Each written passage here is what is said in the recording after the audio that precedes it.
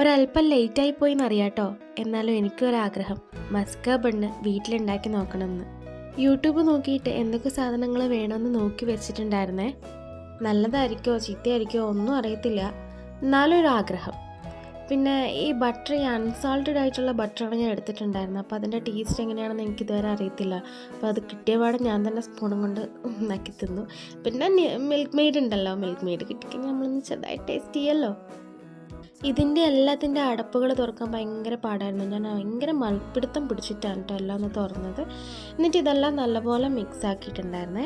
അതിനുശേഷം നല്ല സോഫ്റ്റ് ആയിട്ടുള്ള ഒരു ബണ്ണ് നമുക്ക് കിട്ടിയിട്ടുണ്ടായിരുന്നു. അതിങ്ങനെ നടുവിനെ ഞാൻ മുറിച്ചു കേട്ടോ.